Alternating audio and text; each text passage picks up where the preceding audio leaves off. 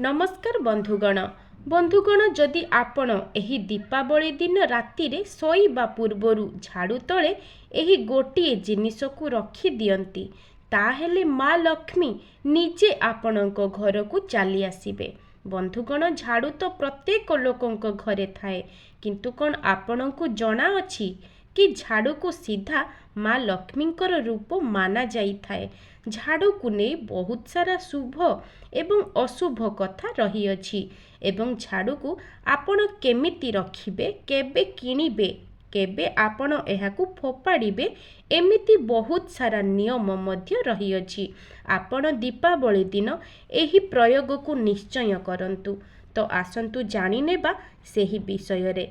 ता सहित बंधुगण आजिर एही भिडियो रे मु आपण मानकू कहिबी कि दीपावली दिन राति रे जदि आपण एही 5टी स्थान रे 5टी दीप लगाई देबे ताहेले आपणक घरे हेबो धनर वर्षा। एबे आसंतु जानिबा सेथि पई भिडियो को शेष पर्यंत निश्चय देखंतु। ता पूर्वरु एही भिडियो को गोटे लाइक करंतु एवं आम चैनल को सब्सक्राइब करी पाखरे आसुथिबा बेल आइकन को मध्य प्रेस करंतु। बंधुगण झाड़ू आम घरर अपरिष्कार को सफा करिबा सहित घरर समस्या को मध्य बाहर करि थाए। झाड़ू सहित जड़ित बहुत सारा प्रयोग रही अछि। आज आमे आपणकू सेथि मध्यरु गोटिए खास प्रयोग विषय रे कहिबू। आपण एहा द्वारा आपणकर जीवनर सबु समस्या को दूर करि पारिबे। एहा द्वारा घरर कलह एवं आर्थिक समस्या मध्य दूर हेबो। दीपावली दिन जदि आपण झाड़ू किनंती तो ताहा बहुत शुभ होई थाए। एहाकू दीपावली दिन जदि पूजा करंती किंबा राति रे शोइबा पूर्वरु एहार तळे एही गोटिए खास जिनिस को रखी दियंती तो माँ लक्ष्मींकर कृपा सबुबेले आपणक घर उपरे बर्षि थाए। दीपावली दिन आपण सूर्यास्त परे घरे आउ झाड़ू लगांतु नाही। बंधुगण केबे भी आपण संध्या परे झाड़ू लगांतु नाही। एपरि मान्यता अछि कि एहिपरि कले माँ लक्ष्मी रागी जाइथांती। सूर्यास्त परे झाड़ू कोण आज्ञा पोछा मध्य लगाइबा उचित न थाए। जदि जरूरी तो झाड़ू लगांतु किंतु ओलिया बाहर को बाहर करंतु नाही। आपणकू एही सबु कथार ध्यान रखिबा उचित। दीपावली एवं धनतेरस दिन खास करी ध्यान रखिबा उचित। आपण दीपावली किंबा धनतेरस दिन झाड़ू को एपरि जागारे रखंतु जेपरि काहार नजर न पड़िबो। एहिपरि कले बहुत लाभ मिले थाए। झाड़ू लगाइबा समय रे ओलिया को एठी सेठी पकांतु नाही। गोटिए जागारे रखंतु आउ राति रे झाड़ू लगाइले ओलिया को बाहर करंतु नाही। एहिपरि कले धनर आगमन रे प्रभाव पड़ी न थाए एवं अधिक समस्या मध्य सृष्टि होई न थाए। जदि आपण एही दीपावली दिन राति रे स्वप्न रे झाड़ू देखंती तो एहार अर्थ आपणक घर को धन आसीबो। जदि बहुत समयरु आपणक घरे पुरुणा झाड़ू पड़ी रहिछि तो फोपाड़ी दियंतु आउ नुआ झाड़ू आणंतु कारण एही दिन नुआ झाड़ू आनिबार परंपरा रही अछि। जदि पुरुणा झाड़ू को फोपाड़ी देबे तो नेगेटिविटी सबु आपणक घरु चली जाई थाए। पुरुणा झाड़ू को ओळेइबा समय रे सेथिरे जेउ झाड़ूर टुकुरा सबु तळे पड़ी थाए एहा धन सहित आहुरी समस्या को बढ़ाई थाए। तेणु पुरुणा झाड़ू को व्यवहार करंतु नाही। तेणु आपण एही दीपावली दिन नुआ झाड़ू को किणंतु देखिबे केमिति आपणक सहित केवल शुभ ही शुभ हेबो। घरे खुशी बनी रहिबो। घरे एहाको लुचेइकी रखंतु जेपरि काहार नजर एही झाड़ू उपरे पड़िबो नाही। खोला जागारे किंबा अगणारे किंबा खोला छातरे एहाकू रखंतु नाही नचेत जीवन रे समस्या सबु बढ़ी थाए। खोला आकाश तले रखिले जीवन रे कष्ट बढ़ी थाए। घरे झाड़ू को जेमिति रखुचंती ताहाकू ठीक दिग एवं स्थान रे रखंतु। उत्तर पश्चिम दिगरे सबु बेले झाड़ू को रखंतु। दीपावली दिन राति रे शोइबा पूर्वरु झाड़ू तले जदि आपण गोटिए चांदीर पैसा रखी जदि आपण शोई पड़िबे तो जीवन रे किपरि चमत्कार आसीबो आपण निजे ही देखिबे। जदि आपणक पाखरे चांदी बा रूपार पैसा न थाए तेबे आपण गोटे टंकार कॉइन मध्य रखि पारिबे। झाड़ू रे नकारात्मक शक्ति थाए आउ एही टंका सेही नकारात्मकता को टाणी नहीं थाए।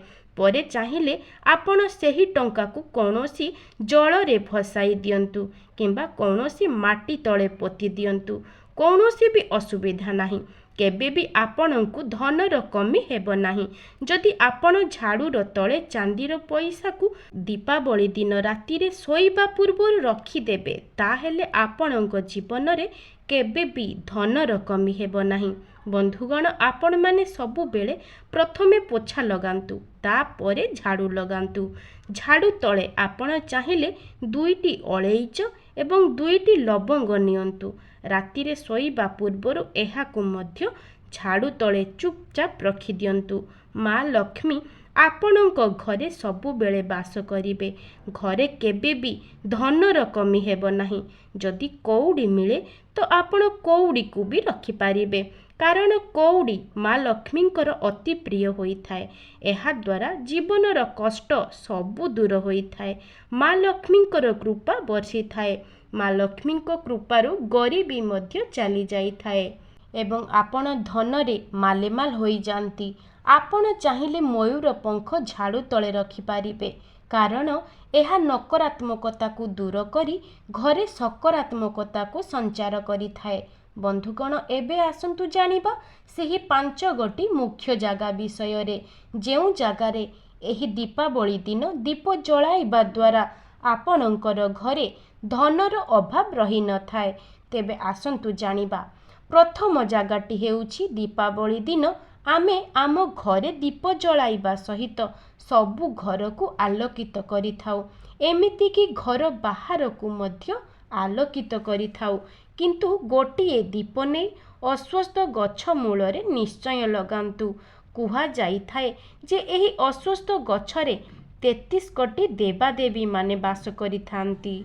एणु एही जागारे दीप जलाइबा द्वारा माँ लक्ष्मी खुशी होइथांती। द्वितीय स्थानटी हेउछि दीपावली दिन माँ को स्वागत करिबा पाई गोटिए कथा ध्यान रखंतु जे घरर मुख्य कबाटर 2 पाखरे दीप निश्चय लगांतु। माने मुख्य कबाटर बा मुख्य फाटकर डाहाण पटे एवं बाम पटे दीप निश्चय भावरे जालंतु। माँ लक्ष्मींकर स्वागत पाई एहाठारु बड़ उपाय आउ किछि भी होई न पारे। माँ लक्ष्मी सेही घरे प्रवेश करिथांती जेउ घरे अंधार न थाए, केवल आलोकर प्रकाश ही प्रकाशित होइथाए। एहा सहित घरर अगणारे मध्य दीप जलिबाकू भूलंतु नाही। मने रखंतु दीपावली दिन संध्या हेबा मात्रे ही दीप प्रज्वलन करंतु। तृतीय स्थानटी हेउछि दीपावली दिन निज घरे तो पूजा करिवे, किंतु एहा सहित जदि आपणଙ୍କର घर बाहरे कौनसी मंदिर अछि एहाकू मध्य दीपरे सजाई दियंतु।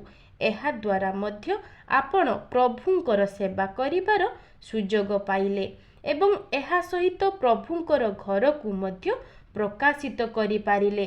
कुहा जाइथाए जे समस्त पूजार अन्य विधि विधान अछि, किंतु एही दीपावली दिन पूजारे एही विधान को मध्य बड़ बोली कुहा जाइथाए। कुहा जाइथाए जे समस्त पूजार अन्य विधि विधान अछि, किंतु एही दीपावली दिन एही विधान को मध्य बड़ बोली कुहा जाइथाए। एहा द्वारा मध्य सदा सर्वदा पाई माँ लक्ष्मींकर कृपा दृष्टि लाभ होइथाए। चतुर्थ स्थानटी हेउछि कुहा जाइथाए जे अमावास्या दिन राति रे घरर आख पाखरे कौनसी चौरारे मध्य दीप जलाइबाकू आदौ भूलंतु नाही। एहा द्वारा देवी माता आपणଙ୍କର समस्त मनस्कामना पूर्ण करिबा सहित सेठारे रहिथिबा माँ वृंदावती मध्य आपणଙ୍କର सबु मनस्कामना को सबु बेल पाई पूर्ण करिबाकू चेष्टा करिवे। पंचम स्थानटी हेउछि कुहा जाइथाए जे एही दीपावली दिन कौनसी सुनसान जागारे रहिथिबा शिवलिंग पाखरे मध्य दीप निश्चय जलांतु। ଏହାଦ୍ୱାରା ମନରେ ଥିବା ସବୁ ମନସ୍କାମନା ପୂର୍ଣ୍ଣ ହୋଇଥାଏ ଏବଂ ମନର ସବୁ ଇଚ୍ଛା ପୂରଣ ହୋଇଥାଏ। ଆପଣଙ୍କର ଘରେ କେବେ ବି ଧନର ଅଭାବ ହୋଇନଥାଏ। ଯଦି ଆପଣମାନେ ମଧ୍ୟ ଏହିସବୁ 5ଟି ଜାଗାରେ 5ଟି ଦୀପ ଲଗାଉଛନ୍ତି ତେବେ ଆମକୁ କମେଣ୍ଟ ମାଧ୍ୟମରେ ଜଣାନ୍ତୁ। ଆପଣମାନଙ୍କୁ ଯଦି ଏହି ଭିଡ଼ିଓଟି ଭଲ ଲାଗିଥାଏ ତାହେଲେ ତଳେ ଥିବା ଆମ କମେଣ୍ଟ ବକ୍ସରେ ଜୟ ମା ଲକ୍ଷ୍ମୀ ଅବଶ୍ୟ ଲେଖନ୍ତୁ ଏବଂ ଭିଡ଼ିଓକୁ ଗୋଟିଏ ଲାଇକ୍ କରନ୍ତୁ। ଆଜି ପାଇଁ ରହୁଛି, ନମସ୍କାର।